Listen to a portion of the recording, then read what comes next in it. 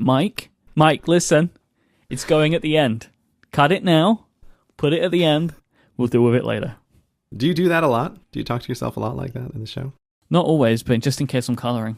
Yeah. But see, that can be the bumper now, where you were just talking to yourself, giving yourself instructions. That's not going to happen. That can be the beginning of the show. Why not? Why won't you put it there? Myke, future Myke, you need to put this at the start of the show. Did you ever think this day would come? What day is this? It's our Cortexaversary. Oh, happy Cortexaversary, Myke. Happy Cortexaversary to you too, Greg. Have we been doing this for a year? A whole year. Do you remember your very strong commitment for 10? Yeah, sort of. Yeah, those days are long gone now, my friend. So what is this? This is episode 30? 30. Yeah. This is where our very peculiar schedule is always going to ruin the numbering. What do you mean? Right, because when we did the first 10 on a weekly basis. Right, yeah. No, I won't forget that. I won't forget that anytime soon. Yeah, that was horrific. Whose idea was that? It was my idea. It was your idea. I had to be put through the fire to understand, right? Like, I went through a horrible scenario. I now know the way to do this show. It's not every week. It's not every week, no. But yeah, we made it. And I look forward to our next Cortexaversary. Oh, that's optimistic. Well, I like to live that way. Like, in all seriousness, it's great. I wasn't sure if we would get this far. As always with podcasts, I just assume that the end of all things to discuss is right around the corner. Every episode feels like, oh, this is probably going to be the last episode of any podcast I ever do. Like, what else can there possibly be to talk about? But there's always more stuff to talk about. Mm-hmm. And yeah, I think this has gone pretty well. It's gone pretty well. Happy Cortexaversary. To everyone. I did not get you flowers. Oh, no. Don't open that parcel just yet. So we had a much larger response to our touch typing survey than I expected we would. I haven't looked at any of this because I wanted to wait for the show because I'm kind of curious to see what you would put together. You did give me a little preview of some of the data, and whenever that was, 24 hours after the show went up, there were already what seemed like a huge number of replies. So lots of people, it seemed like, wanted to share their information about when they learned or did not learn to touch type. What is the final number of people who filled out the survey, Myke? 3,944 people have given their submissions for the Cortex touch typing questionnaire, which is a lot of answers. It's a lot. And the Reddit thread was ablaze, which ended up not being very useful, like statistically, because you cannot do anything with all of that, right? All you do is you just see the comments. So I was really pleased that we had the questionnaire because we could actually get data which could kind of try and give us some answers. So what I did was I took 2,000 responses and put them into a second sheet that I made public to the world. So people could take that data and try and help us understand it a little bit better, because the form on its own didn't give me some of the answers that I wanted. So once we started getting all this data, I was like, it would be interesting if we could break some of it down by age, right? Because we had the age question in there, but I was wondering, like, would it be different for older and younger people as to how they answered, as to whether they were taught to touch type, that kind of thing. We got some fantastic responses and people doing really interesting things with that data, which I'm going to put in the show notes, so you can continue to play around with it if you want to and take a look for yourself. But I think the overall points that I took away from this is that it seems to indicate from our data, our completely scientific data, that the older you are, the more likely you are to know how to touch type. And also, you're more likely to have been taught at school. And it also appears that the younger you are, the more likely you were able to touch type on a touchscreen.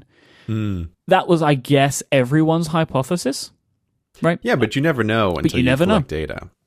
And there is a much higher amount of people in the younger age brackets that could touch type, or at least self-identified as touch typing. Because I think that's one part that, I learned a few things in this, like, if I would have thought we would have had the size of responses that we did, maybe I would have asked some questions differently, added in some other questions. like, what is touch typing to you? Because some people don't look at the keyboard, but that isn't what I think of as touch typing. I think of like that whole method that you learn in typing classes. I disagree with you there. I totally disagree with you. If you can type on the keyboard without looking, that is touch typing as far as I'm concerned. Yeah, okay. No, I get what you mean. Okay, I'm just thinking like as a way to understand if someone was taught it or if they were self-taught. I think because when I think of like touch typing, like capitalized, I think of like how you are taught in a typing class, right? As opposed to like I cannot look at a keyboard and type. I think they're both completely valid, but I think they come from different areas. And now I'm interested in learning of the people that know. Did they teach themselves? That kind of thing. So we have some of that, like are you learning and did you learn to touch type in school? So there's still more data that I can dig into. But overall, this is a very useful exercise, and we all have learned something. Yeah, like I'm looking at some of the charts that friend of the show _ David Smith made. And so, for example, on the question, does your school offer touch typing lessons? That peaks for people in the age range of 51 to 60 at almost 80%. Right there, they're saying like, yes, touch typing was a thing that their school offers. And then you get down to essentially 0 to 21. That age bracket is looks like about 45% on the chart. Yeah. The slope follows upward in that direction. So the older you are, the more likely it is that you learn to touch type at school. But the one that I really like is the question about, can you touch type on the glass without looking? Yep.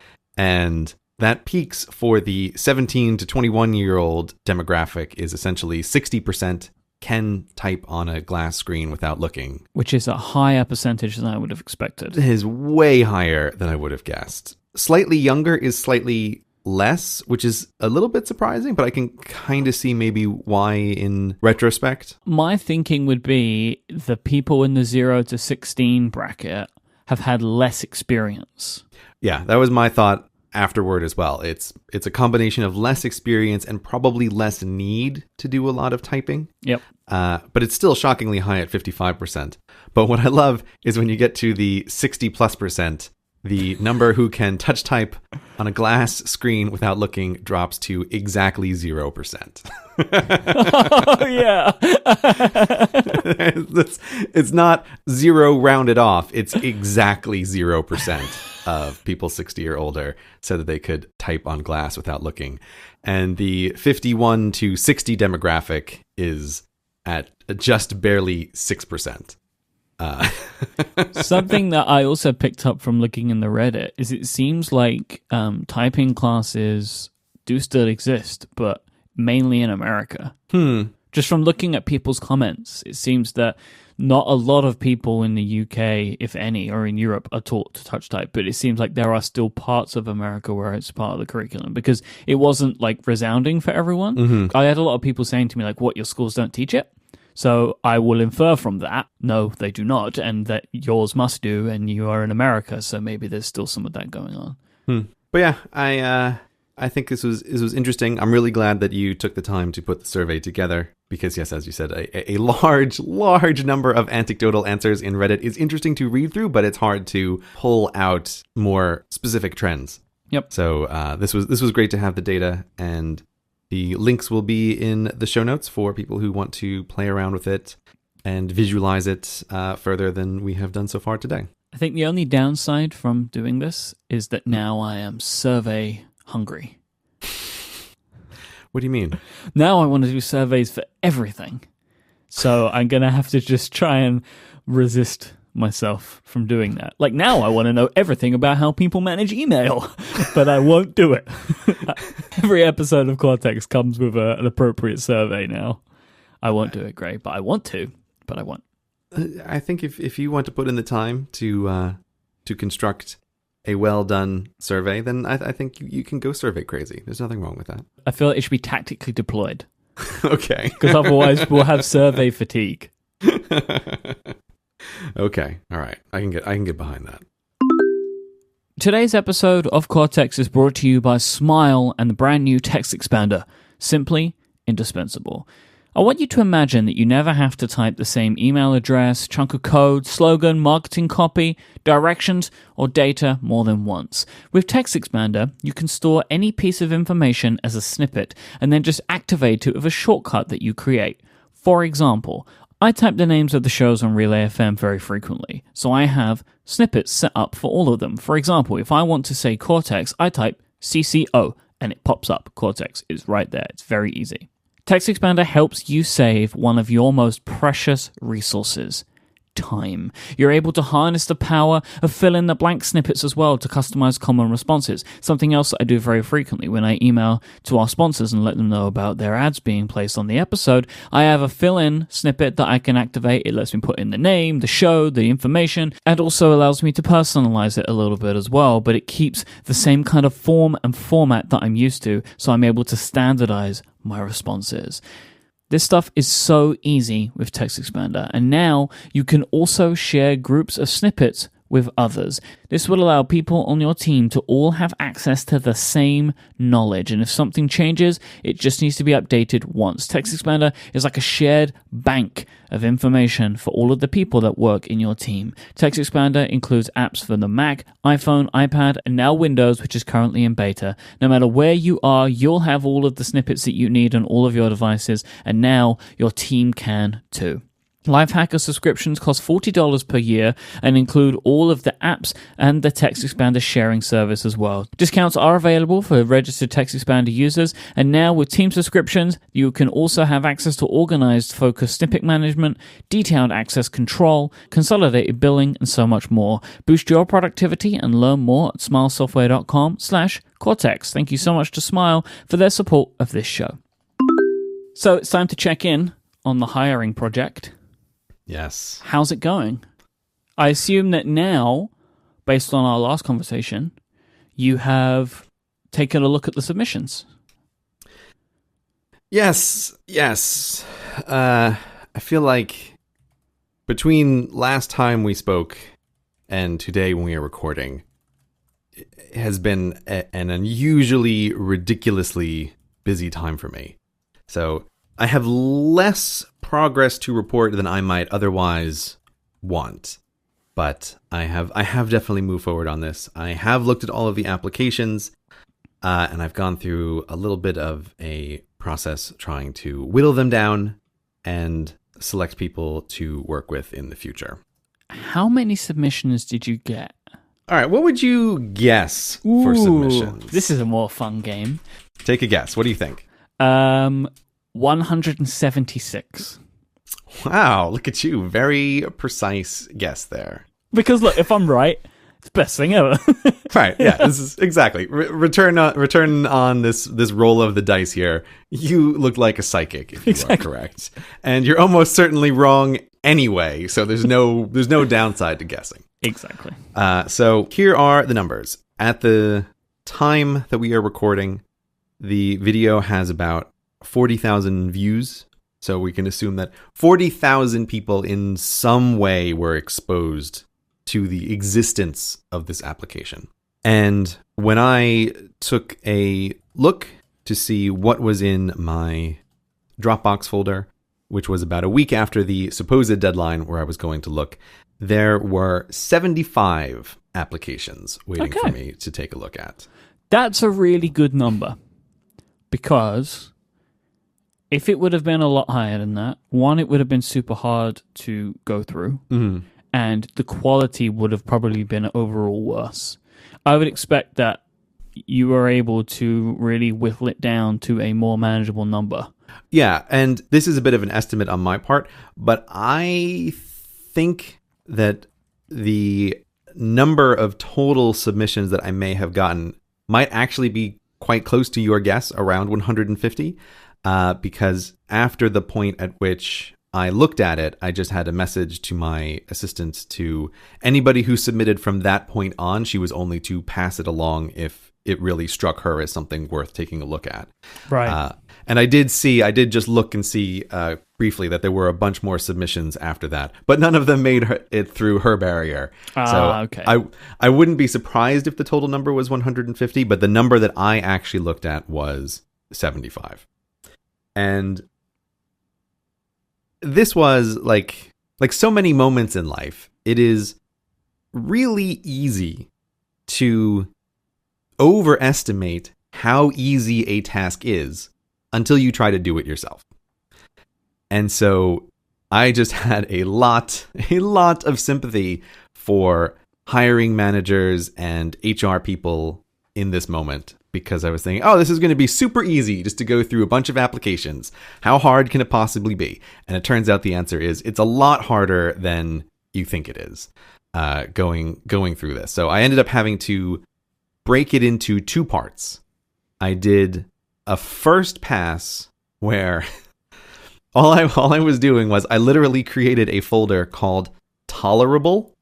And so my estimation there was, all I want to do on round 1 is put anything that is tolerable or better into this folder. Because simply trying to watch all of the videos, since some of them were very different in quality, it's like it was surprisingly hard to make comparisons after watching 3 or 4 videos. Like your brain just gets really muddled up with all the details. So I thought, okay, I just need to do a quick first pass of which ones are definitely out and which ones are definitely in. So I sorted it that way. And then I thought, okay, once I have done that, then I can try again to make finer distinctions between some of the applications. But so that was the round 1. And then I did a round 2, which was trying to limit it down a bit further. But that's how I ended up doing this on my own so far. Yeah, that makes sense to me, because I think if you watch so many things in a row, you kind of lose track of what's better than another, right? Yeah. So like whittling it down by like, can I watch this and it doesn't hurt my eyes, is a good way of doing things. Right. Round 1 was basically identify the instant no's. Right. That was all what I was trying to do, because I realized very quickly that as you're watching through stuff, you end up comparing the thing that you're currently watching mentally to the thing that you have just watched. And you're like, wait a minute, that's not what this comparison should be at all. I can't do this just all in one go in the way I was originally intending. Yeah. So it was interesting. Just again, since I think the whole purpose of this show is to talk about the details of being self-employed, and of course there's some things here that I won't be able to discuss because we're talking about actual people. But of the 75 applications that I had, 50 of them were sorted as instant no's, and 25 of them were sorted as tolerable or better. So that was the round 1 of the applications. What happens next was that I had to give my brain a couple of days to filter that out, right? Mm-hmm. To kind of like, okay, forget what you've seen, and I need to come back to this at a later point. So I gave it a little while. And this is where we may return to it later, but a whole other thing happened which distracted my attention for a little bit. So this has gone on a bit longer than I would have wanted to otherwise. But when I came back, then I was trying to make a decision about, there are these 25 applications. I want to narrow this down as much as I can, again, based solely on the animation.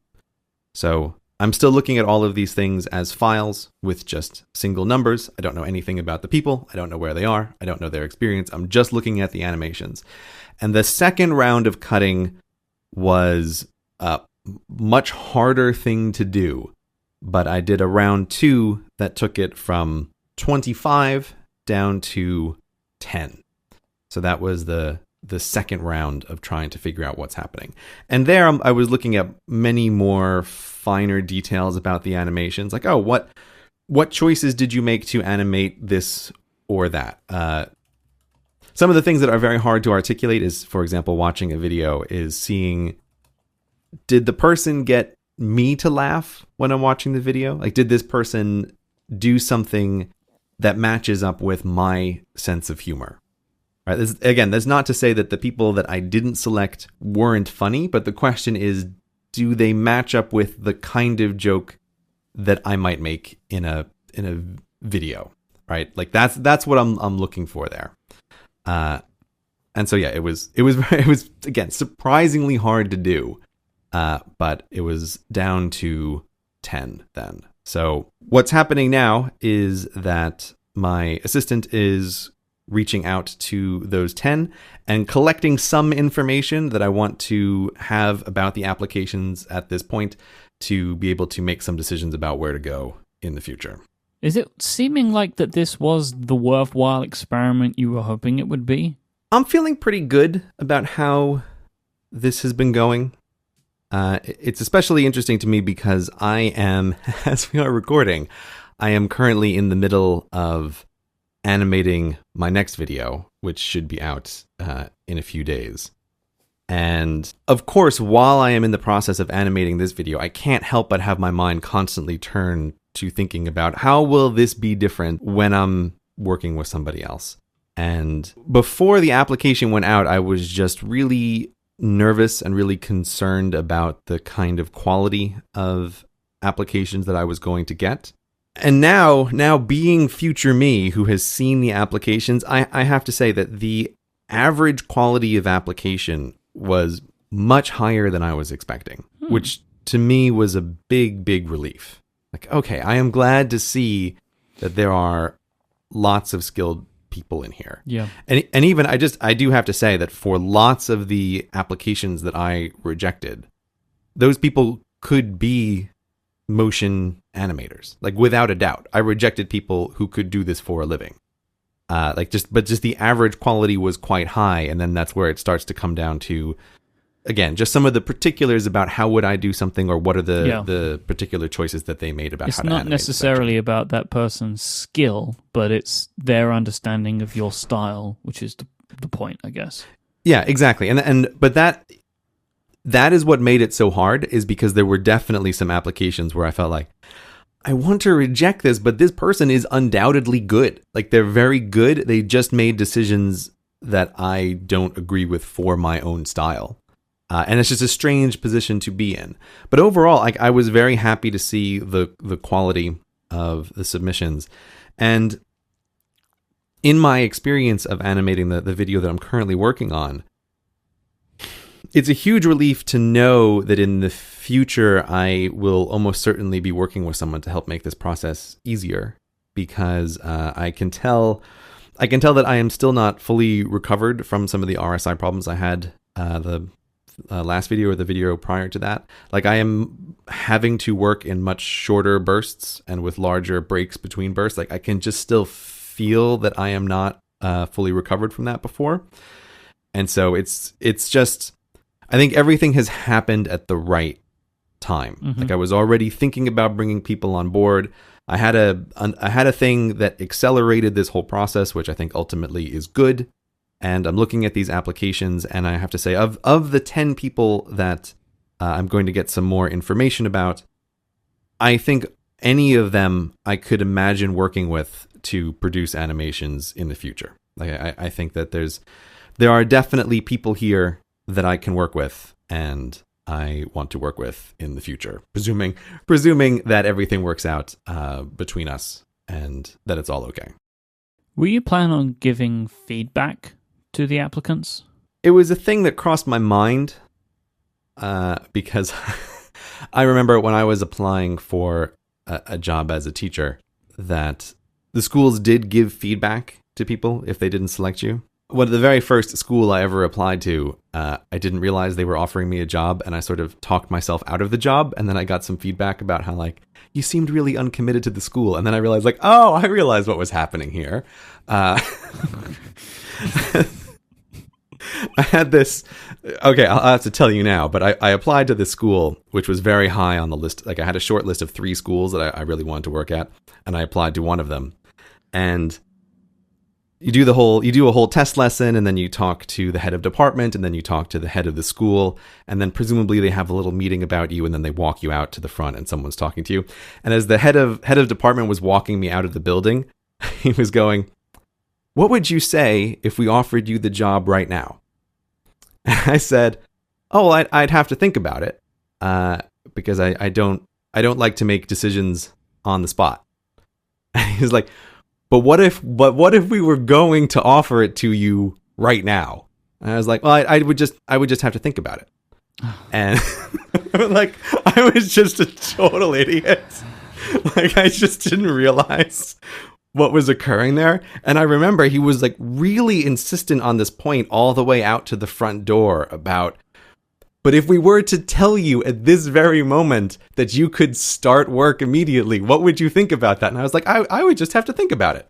And then it was a couple days later when I got a phone call from the headmistress, and she was telling me how it seemed like I was uncommitted to the school. And then it was like the other penny dropped. I was like, oh, that's what was happening. That's my experience with feedback for applying to jobs. No desire to have an impulse? But I don't know, like when I watch Shark Tank, I always think when the VCs offer a deal and they're like, oh, here's a deal, but you have to say yes or no right now. It's like, oh, I'm sorry, my blanket policy is no. If you need me to decide right now, the answer is no. Right, but this is why you would never go on that show. No, I would never go on that show. Because it's pointless. But I think that's a reasonable policy. You spend hours and hours preparing for it. You go on the show, give your pitch, they offer you the $100,000 you want, and you tell them you need to go away and think about it. Yeah, it's not unreasonable. Anyway. Going back to the feedback questions. Right. I did think about it simply because of the large number of applications and also because of how surprisingly busy my past 2 weeks were. I realized if I was going to do this, I would want to do it right. Mm-hmm. And this would quite easily be 2 full days of work to just write back with feedback on the applications. What about to the final 10? It's a much smaller number. These people all know that you're kind of interested. Yeah. Now, maybe they would be at least a more manageable task to give feedback to those 10. Yeah, it's a possibility. It's a possibility, but I'm not sure how much more specific the feedback would be at this stage than just some peculiar reasoning on my part. Sometimes that's all it takes, though, just to know, so you don't question it. Yeah, I guess. I think all of the 10. The people who, by the time this goes up, will almost certainly have replied if they got the email in their inbox. Like any of them I could imagine working with. Sure. So it feels like isn't that feedback enough? I don't know. But yeah, it's to just reiterate my earlier answer is I am feeling pretty good about this. It's going slower than I would have otherwise wanted, but I'm feeling pretty good about this. And at this stage, it's just going to come down to the peculiarities of working with the individuals, or like when are people available. Like at this stage, it's just going to be, I think, very particular, and maybe not a whole lot to be gained from talking about those details. Like it's just the specifics. We have a new sponsor on Cortex, and that is Blue Apron. Blue Apron's mission is to make incredible home cooking accessible to everyone. And yes, that means you as well. For less than just $10 per meal, Blue Apron delivers seasonal recipes along with fresh, high-quality ingredients to help you make delicious home-cooked meals. Every Blue Apron meal comes with a step-by-step, easy-to-follow recipe card and pre-portioned ingredients that can be prepared in 40 minutes or less. You're able to customize your recipes each week based on your own dietary preferences and choose the delivery option that fits your own needs. There's no weekly commitment, so you can get deliveries when you want them, and Blue Apron delivers to 99% of the continental US. New recipes are created each week by Blue Apron's culinary team and are not repeated within a year, so you're not going to get the same stuff over and over again. You're going to get new and exciting food every single time. You can cook meals like crispy cod and cabbage slaw tacos with pepita, pineapple, and avocado salsa, or pan-seared pork chops with 2 cheese mashed potatoes and sautéed spinach. That was so difficult to say because the food is so great as I'm saying it. My mouth is filling with saliva. All of these meals are awesome.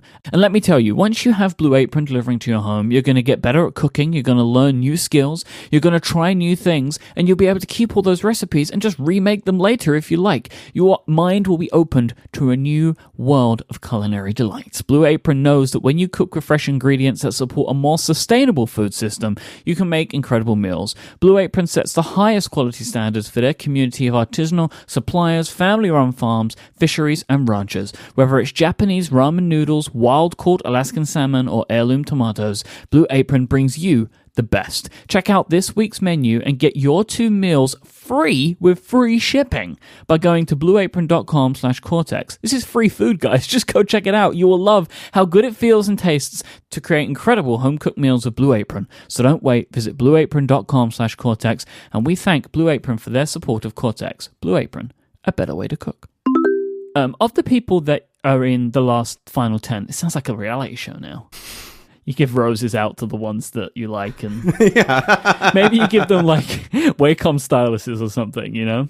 Yeah. That's how they know. Yeah, that'll work.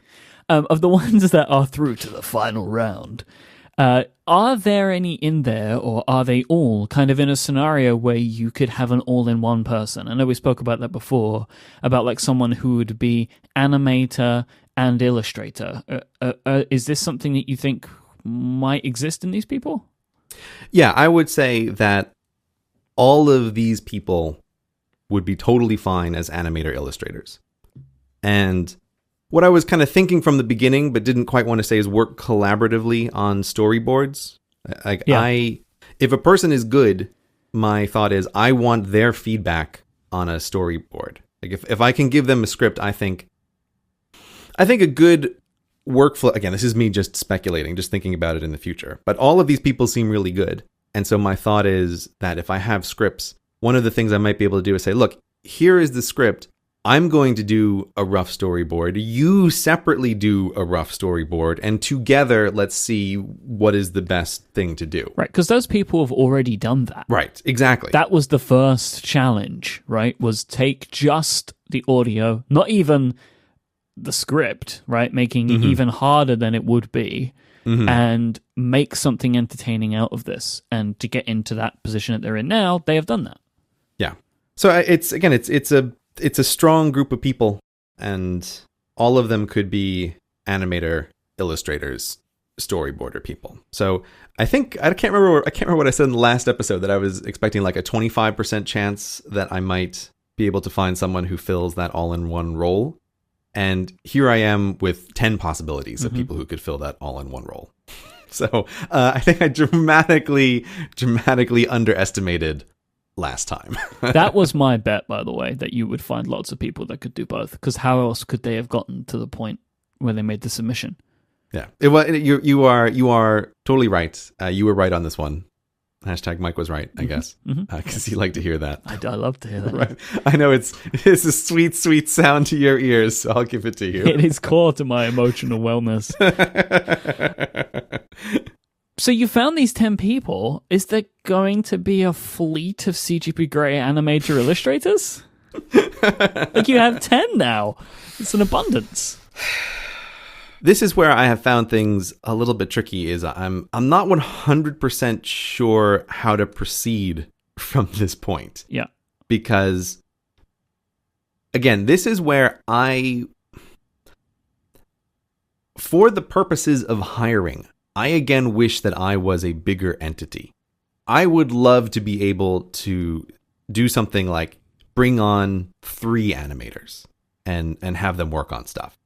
But the question is, I just don't produce enough writing at this point to support something like that. Right? It is just not practical. So I don't really know how this is going to proceed. And this is partly why I am doing this information gathering stage on the people who have applied. Because I could easily see, one of 2 outcomes for this. I could see either having one person who does a large amount of work for me, or I could see rotating between a few people. And one of the interesting things about this submission process, which I did expect but didn't explicitly want to say, is that a couple of people ignored what was seemingly the most important piece of advice, which was, you are to animate this video in my style. And I anticipated that some people would just totally ignore that, but still produce very interesting work. And so I have a couple of submissions which fall into that category of, this is obviously not a video that I could have ever produced. No one would watch this and think, boy, CGP Grey got a little bit better at animating. It's like, no. CGP Grey did not get this good at animating. Like, somebody else did this. This does not look like his style at all. And so those submissions are interesting in a different way. Maybe there's a way that the future of the CGP Grey channel, that it has rotating styles. That just like in the past, I have had Canute do animation for a few of my videos, the Lord of the Rings videos, the Star Trek videos. Like maybe going forward in the future, there might be a couple of different animation styles. You already do have different styles, though. Right. Like you have the slideshowy type ones, like the royal family tree and the political ones, like the voting ones. Mm-hmm. But then you also have like Grey Explains, where it's little stick figure guy talking. Right. Or you go like full on stock footage, 15-minute mini documentary. Right. So what you are saying right now is the thing that everybody I have spoken to says right back to me. Like, you already do this, right? Like you don't actually have a single style that every single video looks like. You already do this. And so part of me feels like that is quite naturally the solution going forward. That the people that I am working with might end up just having their own style. So I have a couple of different looking things on the channel. But now the only thing that's different is that it is other people who have made them. It is not me. Because from my perspective, since I have made all the videos, I think I over assume their visual similarity to the viewer because I have made them. If you see what I mean. And so I was saying like, oh, if I have other people doing different things, it'll look just crazy different every single video. But I imagine that is largely the experience of the viewer already. It's like, oh, this video looks nothing like the other CGP Grey videos.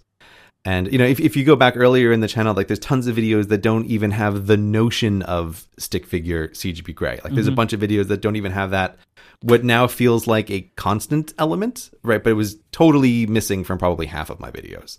I've got to say, I tip my hat to those people. Yeah, what do you mean? It's a ballsy move. It is a total ballsy move. And I think that shows a level of creativity and confidence, which could be beneficial. Those people were confident enough in their own style and their own ability that they could create something that was different, even though you explicitly asked for the same. Yeah, and this is kind of what I was getting at last time we were talking about talent, but I still want to be a little bit indirect about it. That the people who are going to do that, they're just going to do that anyway. Yeah, right. Because they believe in their own ability, which they should. Right. Sometimes that goes terribly wrong. Like I did reject very quickly some videos that made that move, but in a way like, no, this is not going to work. Yep. But yeah, it is the daring move. And it's an interesting move. And like I said, I was anticipating that this would happen, but I wasn't going to bank on it as a 100% certainty. Hey, so a couple of times you have mentioned that something kept you busy. Like you said that you had to take some days off because you were busy, etc. What's going on over there? What are you doing? Oh, it's just Grey Industries. It's such a massive global venture. There's always something going on. Those wheels just keep on turning, huh? Yeah, they do. I had an experience which was, again, where having started this process of trying to get someone as an animator for the YouTube channel, and also the thing that happened before with us where you helped me get an editor for Hello Internet. Like having those two experiences have turned out to be extremely useful in the past 2 weeks, because related to hiring, I was able to do a thing that I know 8 weeks ago would have seemed like an incredible, difficult task, but now became a thing that I just did in between shows without really mentioning it to you, which was I had a thing that I needed to do for the company. I'm not going to specify what that thing is. I will let people in the Reddit speculate because people love to speculate on stuff. But basically, I had a project that needed to get done and sort of unexpectedly needed to get done. And I thought, okay, I'm like a person who tries to find freelancers to work with now. I can do this. Let me see if I can just quickly get some people to do this thing for me. And so I was really pleased that I had this thing that needed to be done. I wrote up a basic job description of what needed to occur. I passed off the relevant information about here are the key characteristics of what I'm looking for to my personal assistant. I had her go look out for a list of candidates who matched these various criteria. She gave me a short list of 5 people. I selected it down to a list of 3 people. I then had 3 people work on a thing simultaneously as a test for each of them. And then 2 of those 3 people worked out with doing this thing precisely the way that I needed to be done. And so now I have 2 freelancers to be able to call on for a particular task when I need to get done. And I feel like this thing just happened. It was like boom, boom, boom, boom, boom. Here's another time where I feel like I'm being a CEO. There's a thing I need done. Oh, I have people to help me with hiring. I'm going to make some decisions about the individuals. I'm going to pay people to do this work. And then I'm going to be able to see right away if it was done properly. And it was just done. And it was just a thing. It was like done, sorted, solved. And I feel like without Cortex, that would never have happened. That would have been a huge disaster and huge time sink, much more than it was just for a couple of days. So yeah, it was good. It was a good experience, Myke. Wow, look at you. Yeah. How long did this process take? From start to finish, it was probably 3 days, but it was also a relatively small amount of my time and attention. Yeah. It was a bit of a panicky thing because it needed to be done straight away, which is why it diverted my mental attention. Mm-hmm. But in terms of the actual amount of time that I spent, it was relatively small. And I just think like this was just an interesting thing to occur, and was one of the ways in which, I don't know, people change over time. Yeah. Like, again, this would have just been a much more difficult task a long time ago. This would have been horrible for you a couple of months ago. You would have done everything you could to avoid this process. Right.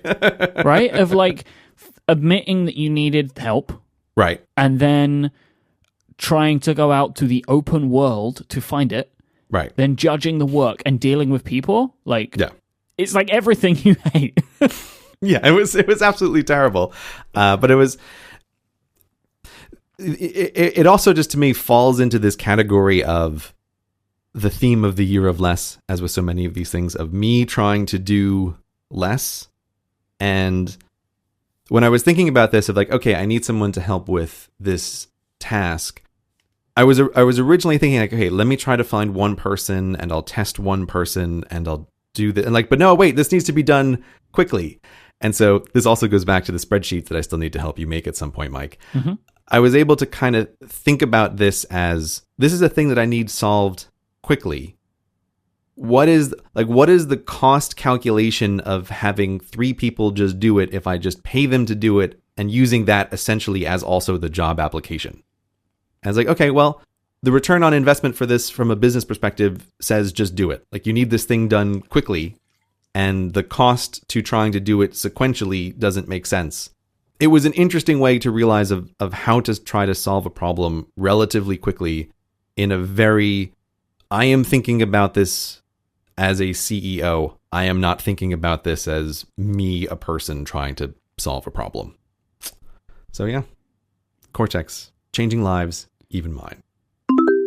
Today's episode of Cortex is also brought to you by one of my favorite companies, and that is FreshBooks. I love FreshBooks because they help me save time and stress when it comes to running my business, and they can help you too. And it all starts with the pain-free invoicing that they have honed over time to make absolutely perfect and simple. It takes just 30 seconds to get an invoice set up, and then once you've sent it out to your client, they're able to pay you super fast and easy, because FreshBooks allow you to integrate a myriad of payment services like card and PayPal and their own payment service as well. This means that you're going to get paid 5 days faster on average, All you need to be is a FreshBooks customer, and you're going to get paid faster, and you're able to track everything much easier as well. You'll be able to actually see when someone's received your invoice, if they've looked at it, if they've printed it, so you don't have to chase people up. You know where it is in the system, and you don't need to send any of those awkward, have you seen my emails. You don't need to do those anymore with FreshBooks. You're able to keep track of your receipts if you want to.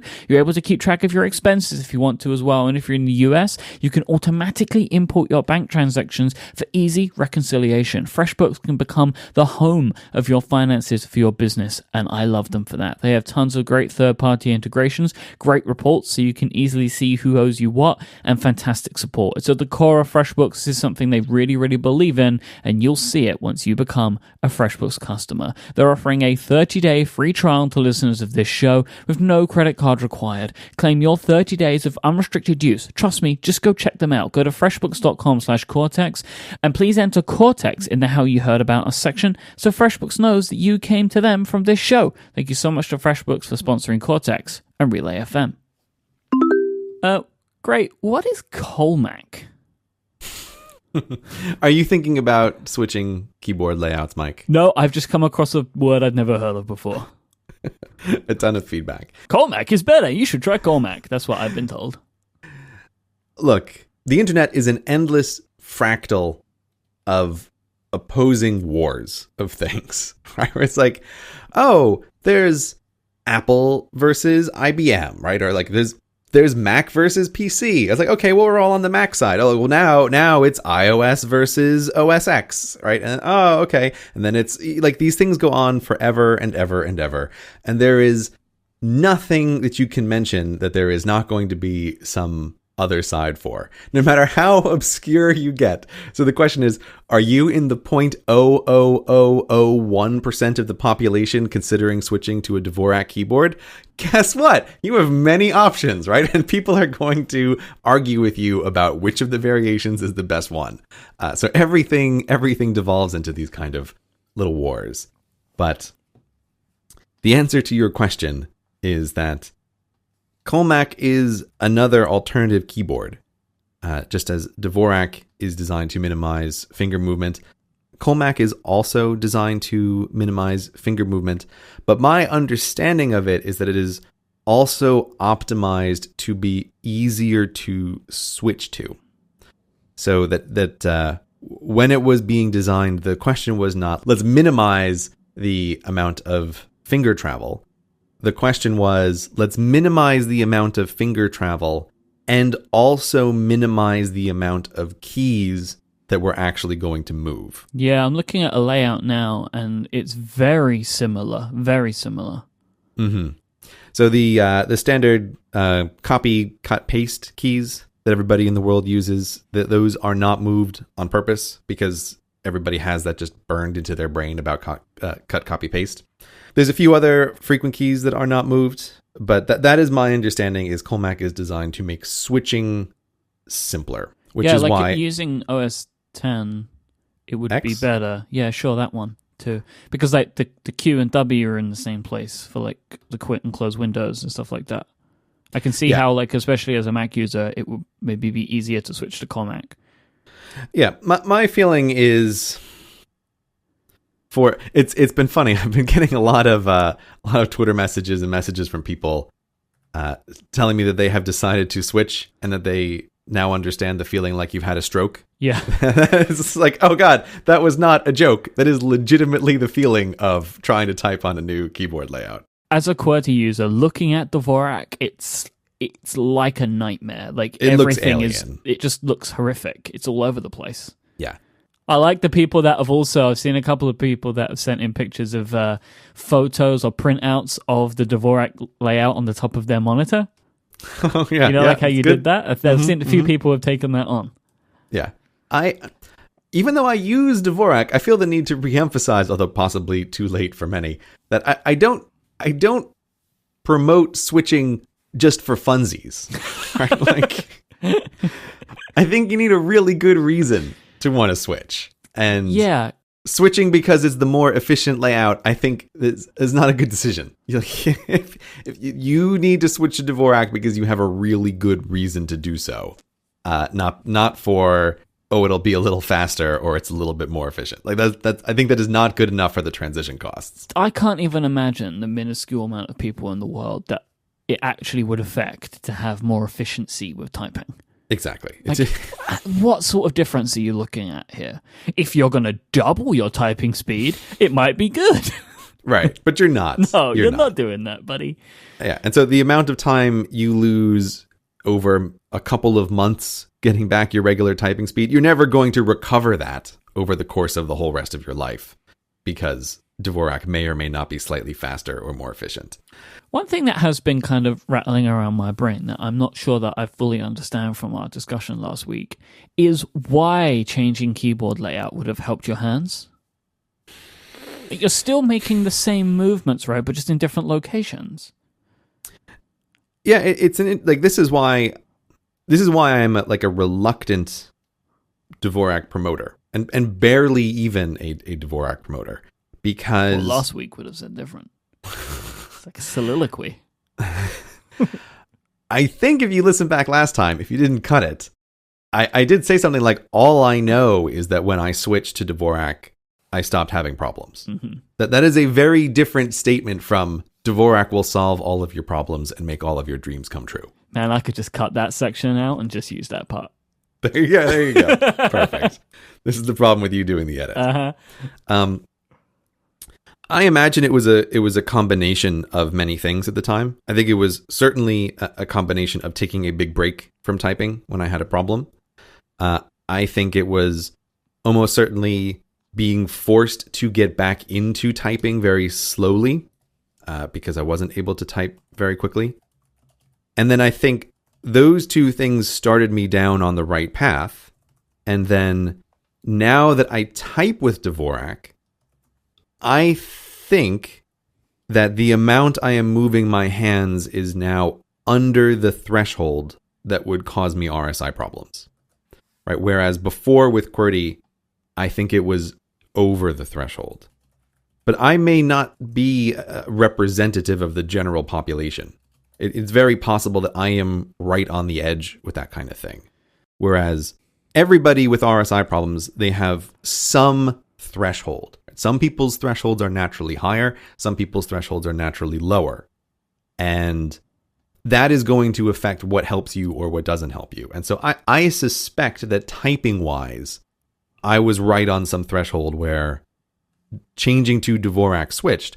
But if your sensitivity to RSI problems is very high, switching to Dvorak might not help you at all. Right. It might just cost you some time and not be beneficial. So that's why I always try to be really careful when I talk about it. To say, like, it helped me, but I'm not sure that I can universally recommend it. Though I would say if you are having RSI problems, it doesn't necessarily hurt to try, like, because what else are you going to do? Like, you can try different split keyboards. Like, there's a bunch of stuff that you can try, and Dvorak is one of those tools. And I've used split keyboards. Like, I've done a bunch of that other stuff, but I think switching the layout was the thing that worked well for me. But I am not a doctor. I do not play one on a podcast. All I will say is, with the Colmac people, I don't know how much easier it is to actually switch to Colmac.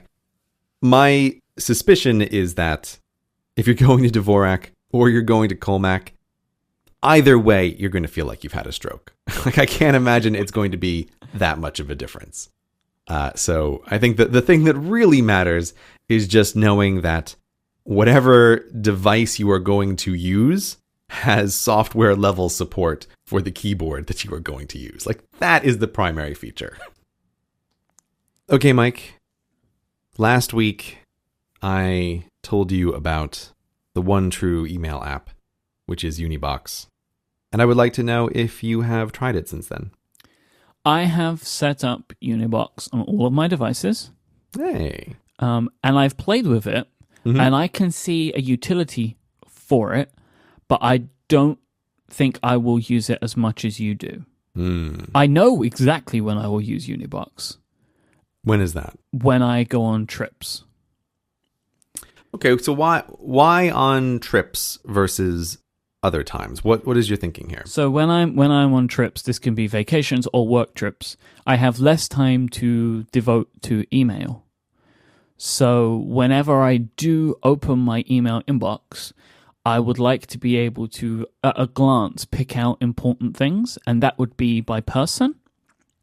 So it's very likely that if I'm not looking at email for a few days, I might have a few emails from a few important people, and they'll be grouped together in Unibox. And it's a better way, I think, to manage a large inbox. Mm-hmm. So I will definitely use it then, which is why I'm keeping it installed, because I know that at times where I can only just dip into this and pick out important things, and I know there's going to be a lot more in there than usual, this would be a really good way at a glance to get a view of what is happening. Which is why I also think that this app is kind of made for your style of email, because that's kind of how you, it sounds like I'm making a joke, but I'm being serious. Like this is how you kind of always do your email, right? Is it all, you will let it build up, then you go in and you chop away at it, but mostly you need to see email from maybe one person. Yeah. And that's what makes your situation different to most other people. Yeah, this was something which someone in the Reddit left a comment along the lines of like, Unibox is the perfect email app if you only check your email once a week. That is very accurate. I realized in retrospect, like, I think I had not quite really articulated that, but that really got a laugh out of me, because I realized as soon as I read that, yes, of course, that is exactly the purpose of this email app. Is if you are checking your email all the time, the very feature that it is built around, sort by sender, is almost entirely useless to you. Whereas if you are someone like me who wants to check their email inbox once a week, and then for as little time as humanly possible, then this is the email client for you. I think it's more than just sort by sender that makes it useful. It's the grouping. Yeah. Because I think you could have other apps. I know you've tried and not many do it, but sort by sender is an easy thing to do. It's just a different way to sort the inbox. But it goes an extra step to group email from the same person, even if it's a different thread together. Right, that's a whole different scenario. Yeah, and that's what I totally love about it. I applaud doing it this way. Mm-hmm. Right? That you have a way of wanting to manage email that is different and going for it. I wish that more apps would do that, in all honesty. Like, find a thing that works for you and go for it. Like, it was one of the things that I loved about Mailbox, right? Like, the idea of Mailbox was focused around what they referred to as Inbox Zero, which is like a real twist on what it actually started out as being. But their idea was clear the email from your inbox, whether you are marking it as to do, snoozing it for later, answering it, or archiving it. But like at the end of the day, have nothing in there. And I liked it because the whole app was built around that ideology. Whether it's right or wrong, like that was the way that they built their application. And that's what I also like about Unibox. And I wish that more email applications would come with some kind of overriding like theory to them. Right. Some design philosophy around how should you handle messages. Yep. And that is exactly what my new email app has, which is do everything to them, I think is the overall theory of Airmail. Have you played with Airmail on iOS? Yes, I have played with Airmail. It is it's the white icon, right? It's like the white envelope. Is that it? Yeah, it has an envelope on it. Do you know what one I mean? Yeah, I do know. Okay, good. But the envelope is thin blue lines. Is that Airmail? Do you know what you've done to me? I just said envelope. Yeah? It should be envelope. Okay. Ugh. Terrible. This is what happens when you talk to Americans all day, Myke. Oh, I know. Mobile envelopes. This is just accent drift. There's no way to avoid this. I know. You can hear this in my voice if you go back and you listen to my early videos. Like, you go back and you listen to that UK Explained video, the very first one. I sound like a totally different person because that was the me who spoke to British people all day long. Right? My accent drifted in the opposite way. And then since I left schools and don't talk to British people all day long, my accent has very naturally just drifted back. That's weird. Much more towards the normal American. I wouldn't have expected that to happen. In schools, I think it's worse because you're aiming when you're talking in front of children to be non-distracting. And so I was actually very conscious, particularly when I was teaching, of having a much softened version of my American accent. Right, but that's exactly my thinking with my accent. Yeah. I soften it down for the Americans. Exactly, because otherwise the Americans will go, LOL, listen to the way you said that word, right? So you learn you have to talk in a certain way to not distract your American co-hosts. Uh-huh. Isn't that what happens? Yep, that's exactly my thinking. Anyway. But so accent drift, it happens to everybody. There's no way around it. And you are just in the funny situation that even though you live in the United Kingdom, the vast majority of words you speak at this point are to non-British people. I mean, that has to be the case, right? Oh, yeah. Well, because I tend to speak to either American people or a Romanian person. Exactly. Well, that's what I was thinking, right? It's like you're not even normalizing back at home. No, right? You're being pulled in an entirely other way back at home. So, it should be no surprise that you were saying I don't even know, envelope. What did envelope? Okay. Instead of envelope.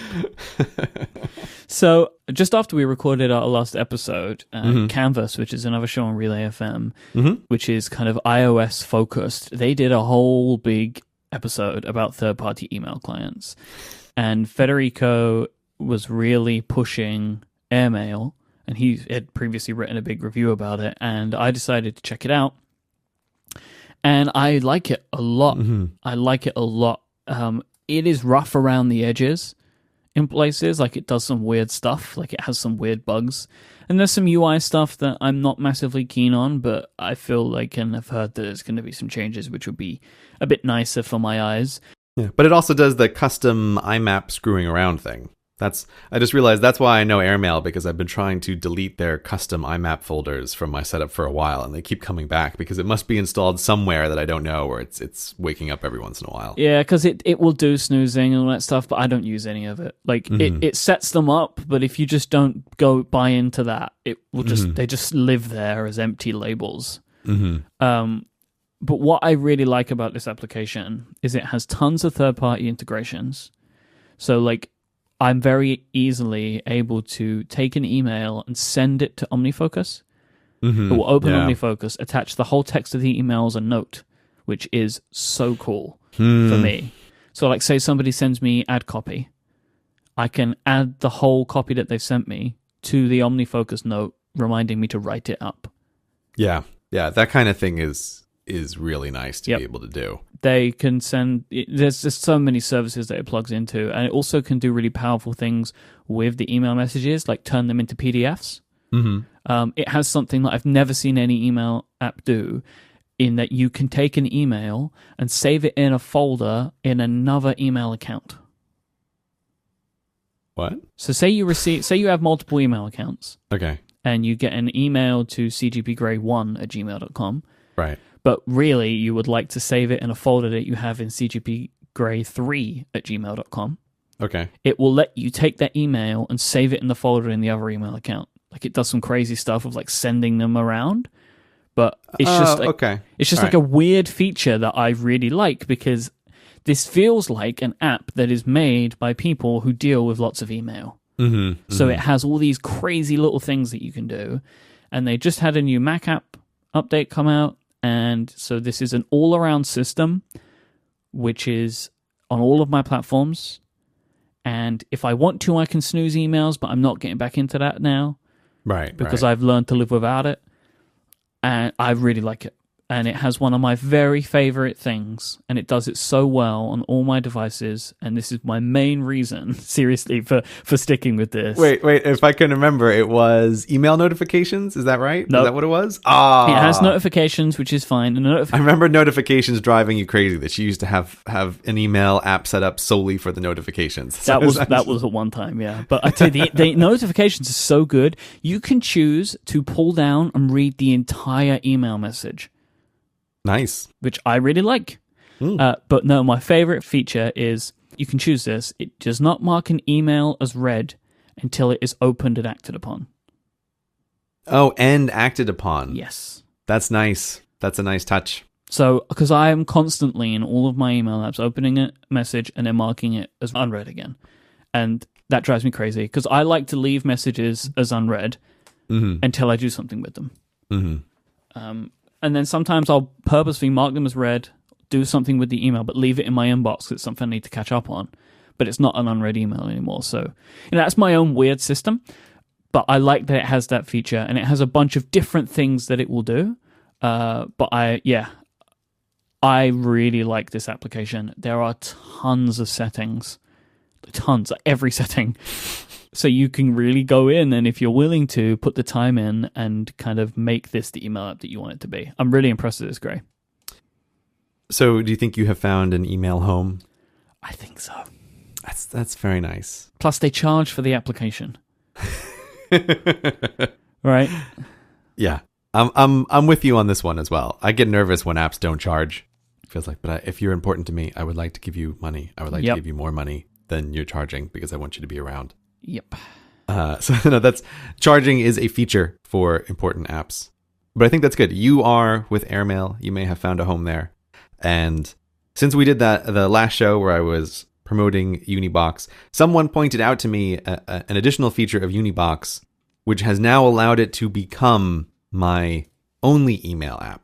So last time I mentioned I had this funny workflow of flipping into mail for VIPs and then flipping back.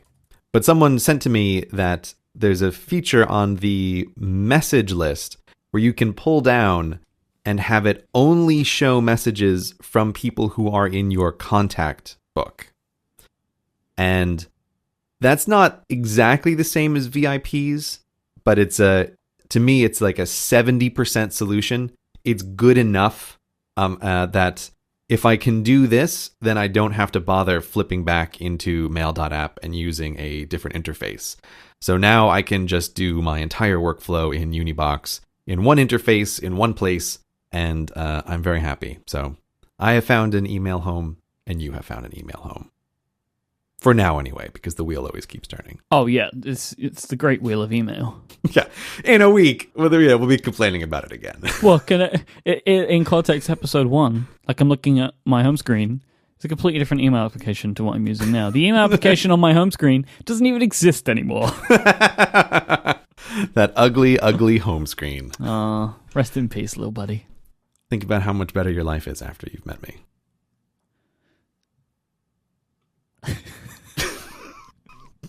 Do you think that was a worthy Cortexaversary episode, Myke?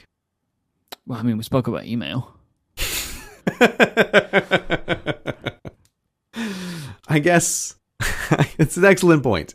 Email is central to all of the work that occurs in our lives. So I think so. I think maybe you're right there. Well, yeah, it is kind of perfect because the gift for a first anniversary is paper, and emails are just electronic paper. That's the traditional gift. Clocks are the modern gift. What do you want me to do?